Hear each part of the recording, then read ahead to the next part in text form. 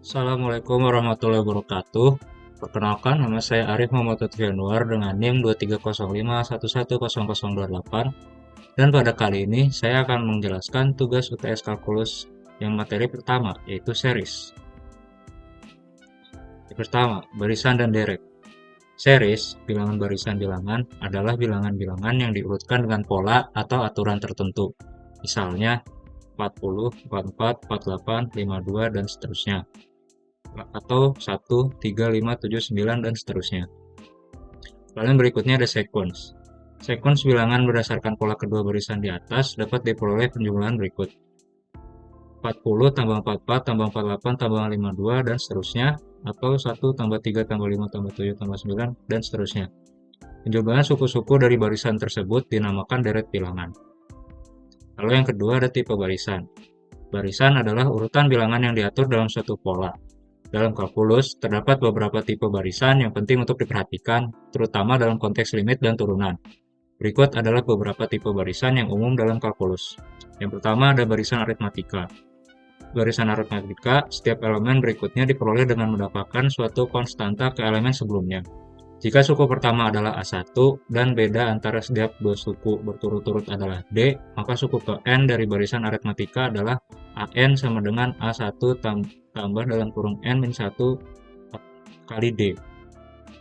Lalu yang kedua ada barisan geometri. Dalam barisan geometri, setiap elemen berikutnya diperoleh dengan mengalihkan suatu konstanta ke elemen sebelumnya. Jika suku pertama adalah A1 dan rasio antara setiap dua suku berturut-turut adalah R, maka suku ke N dari barisan geometri adalah AN sama dengan A1 kali R pangkat N min 1. Lalu yang berikutnya ada integral test dan comparison test. Integral test dan comparison test adalah alat penting dalam kalkulus untuk menentukan konvergensi atau divergensi dari deret hingga. Mari kita bahas. Yang pertama ada integral test. Integral test menjalin hubungan antara konvergensi dari suatu deret hingga dan konvergensi dari integral tak tentu. Jika fx adalah fungsi kontinu atau berkelanjutan, lalu positif dan menurun untuk x lebih dari sama dengan 1 dan an sama dengan fn untuk semua bilangan bulat positif n, maka deret hingga konvergen jika dan hanya jika integral tak tentu integral infinite 1 fx dx konvergen. Dalam istilah yang sederhana, jika Anda dapat menemukan fungsi fx yang mencerminkan perilaku suku-suku deret dan mengintegralnya dan integralnya konvergen, maka deretnya juga konvergen. Demikian pula jika integralnya divergen, maka deret juga divergen. Lalu yang berikutnya ada comparison test. Comparison test digunakan untuk membandingkan konvergensi dari suatu deret bilangan deret lain yang konvergensinya sudah diketahui. Jika AN kurang dari sama dengan BN untuk semua N dan BN adalah konvergen, maka AN juga konvergen. Jika AN lebih besar sama dengan BN untuk semua N dan BN divergen, maka AN juga divergen.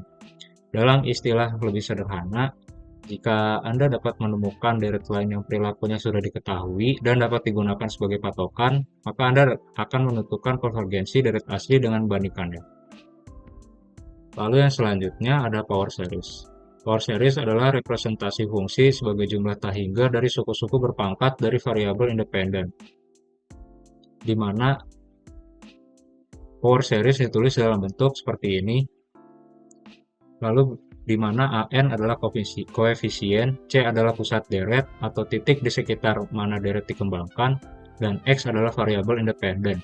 Deret ini biasanya disebut dengan deret Taylor atau deret Maclaurin tergantung pada nilai pusat C. Lalu ada pula poin penting tentang power series. Yang pertama ada konvergensi. Konvergensi deret dinyatakan oleh wilayah di mana deret tersebut konvergen. Deret Taylor seringkali hanya konvergen di sekitar titik C, sedangkan deret Maclaurin adalah deret Taylor khusus di mana C sama dengan 0, sehingga konvergen di sepanjang interval lebih besar. Lalu yang berikutnya ada jangkauan representasi. Power series mewakili fungsi dalam wilayah di mana deret konvergen. Di luar wilayah ini, representasi power series mungkin tidak akurat. Lalu yang berikutnya ada derivatif dan integral. Derivatif dan integral dari power series dapat dihitung dengan mudah. Biasanya deret dari derivatif dan integral dari fungsi yang sama dengan turunan dan integral dari deret yang sesuai. Lalu berikutnya ada contoh aplikasi dari Taylor Polynomial. Contoh soal, diberikan fungsi f(x) sama dengan e pangkat x. Hitung polinomial Taylor orde ketiga untuk f(x) di sekitar x sama dengan 0. Penyelesaiannya yang pertama menggunakan turunan fungsi. Pertama-tama, kita perlu menghitung turunan fungsi f(x) sama dengan e pangkat x sampai orde ketiga. Lalu yang kemudian kita mengevaluasi turunan di pusatnya. Kita kemudian mengevaluasi di titik pusat x sama dengan 0. Lalu yang ketiga, konstruksi polinomial Taylor. Polinomial Taylor orde ketiga untuk f(x) sama dengan e pangkat x di sekitar x sama dengan 0 adalah P3x sama dengan f0 tambah f aksen 0 kali x tambah f2 aksen 0 per 2 faktorial kali x kuadrat tambah f3 faktorial f3 aksen kali f3 aksen 0 per 3 faktorial kali x pangkat 3. Maka jawabannya P3x sama dengan 1 tambah x tambah setengah kali x kuadrat tambah 1/6 kali x pangkat 3. Dalam aplikasi nyata, polinomial Taylor sering digunakan untuk mendekati fungsi yang sulit untuk dikerjakan secara langsung, terutama dalam konteks perhitungan numerik dan simulasi komputer. Mereka memungkinkan kita untuk menggantikan fungsi dengan polinomial yang lebih mudah dihitung, yang seringkali memberikan perkiraan yang cukup baik dalam rentang tertentu. Sekian dari saya, terima kasih. Wassalamualaikum warahmatullahi wabarakatuh. Oke, pada kali ini kita akan mencoba mengerjakan soal series. Di sini ada soal, yaitu sebuah deret atau series sigma ya. Sigma itu adalah penjumlahan dari sebuah series tak terhingga n1 3 pangkat n sama dengan e pangkat n min 1. Bagaimana cara mengerjakannya? Yaitu seperti ini. Oke, kita akan mengerjakannya.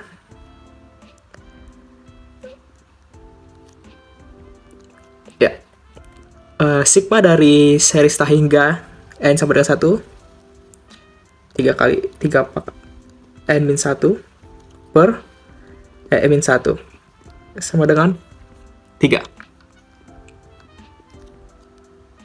Sigma tak hingga n sama dengan 1 3 per e pangkat e minus 1.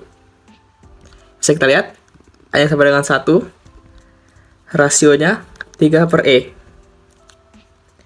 Tulis kembali di bawah. 3 lebih besar daripada e, 3 per 718. Jadi dari series ini merupakan series divergent. Soal selanjutnya yaitu series tak hingga n1 k ditambah k plus 2 per k plus 3 kuadrat. Ya. Dalam mengerjakan series tak hingga ini kita bisa menggunakan metode limit ya. Oke, kita akan mengerjakannya dengan metode limit. Limit k mendekati tak hingga sama dengan k dikali k plus 2 per k plus 3 kuadrat. Ya, sama dengan limit k per k per kuadrat tambah per k. Ini bukan ditambah. Oke. Tambah 2 per k. Per k dibagi k ditambah 3 per k. 3 per k kuadrat. Terus kembali. Limit k mendekati tak hingga, yaitu 1 kita keluarkan tambah 2 per k 1 ditambah 3 per k kuadrat. sama dengan 1 dikali 1 per 1 per 1.